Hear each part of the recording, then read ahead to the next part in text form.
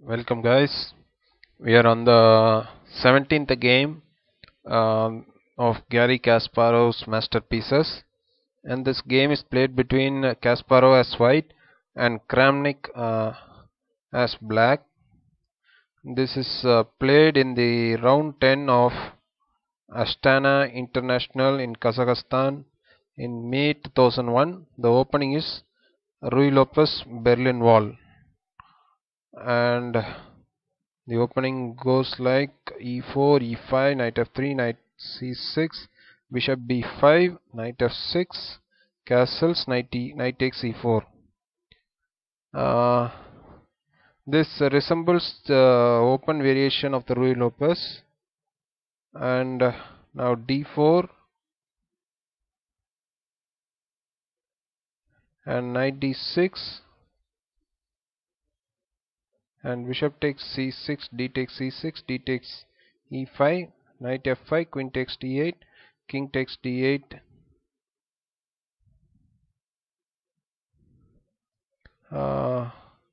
And here, like the exchange variation, black has double pawns but holds the bishop pair. White needs to use the knights effectively and try to make something of the kingside pawn majority. The black's extra pawn on the queen side is usually meaningless. Knight c3, h6. It is useful to keep the enemy pieces off the g5 square. And h3, bishop d7, now b3, king e8.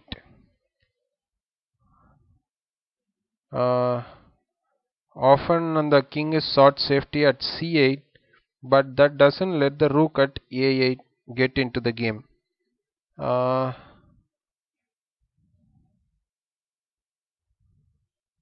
Kramnik shifts it back to d8. Remember, the king has moves preventing black from castling later. The king is safe, however, thanks to the white pawn at e5, which keeps the dangerous e file closed. And now bishop b2, rook d8, rook a d1, and knight e7. This retreat looks strange but is very sensible. The knight can't be kicked around by g4, and we will find a very useful home at g6, attacking the pawn at e5. Rook fe1, knight g6, knight e4, and knight f4. The knight might now head to e6 and perhaps later to c5. But Kasparov has other ideas. Now e6. This pawn sacrifice that seems to fall in with black's plans. Knight takes e6, knight d4. Even a pawn down, Kasparov offers exchanges. The black king is still trapped in the center, and the e file is no longer blocked. c5, knight f5, and now rook h7.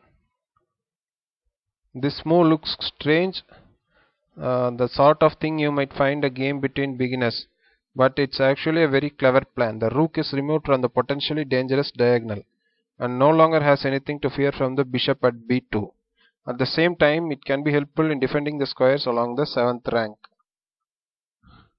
Bishop f6, a surprising resource. The bishop attacks the rook at the d8 and cannot be captured. Now after the rook moves to c8, now bishop takes g7. The d7 bishop is not protected anymore. The computer shows it as a mistake. After bishop takes g7, there is knight takes g7, then rook takes g7, there is knight f6 check, and king e7 and knight takes d7,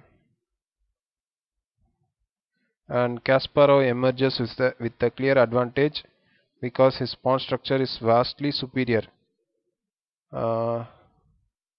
Kasparov has two healthy group of pawns, while his opponent does not. And after rook d8, knight e5, rook takes d1, rook takes d1, and the elimination of the pair of rooks makes it harder for Kasparov to exploit the weaknesses. Knight f4, king h1, and rook g5, and rook g5. If at all the rook had come to g2, then there would be knight d3, knight d3. Oh, so the defender would have been removed, so it was a mistake to take a g2 after kicking the knight. Now knight g4,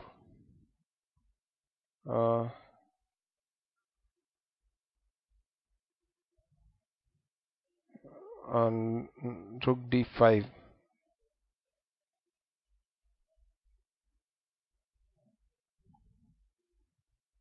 Now if at all this moves played, then knight e3 comes, defending the g2 pawn. So now after rook e1 check, then king f8, then knight takes h6, rook d2, rook e5,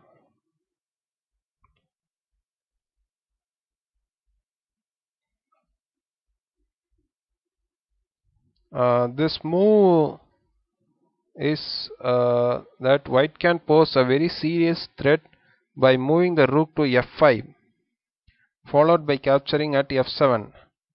After that, it's going to be very difficult to stop the white kingside pawns from marching down the board and promoting. Kramnik succeeds in eliminating several pawns, but the h pawn remains as an outside passed pawn. Black has no way of stopping the little monster. Rook takes f2, rook f5, king g7, knight g4, and rook takes g2, rook takes f4, rook takes c2, rook f2,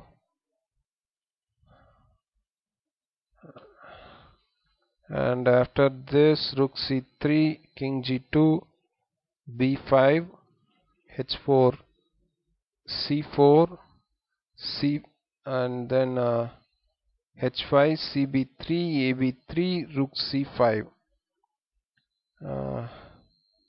If at all the pawn is taken, then there is h6 check, and after king g6 there is this rook check, and after this the pawn cannot be stopped, so black didn't take the pawn. After rook c5, h6 check, king f8, knight f6, rook g5 check, king h1, and now Kramnik resigned because the h pawn cannot be stopped. After rook g, instead of rook g6, rook h2 comes, and the pawn has to be taken, and it's a clear win for black. Okay guys, I hope you would have enjoyed the game. I'll be meeting you in the next game. Thank you all.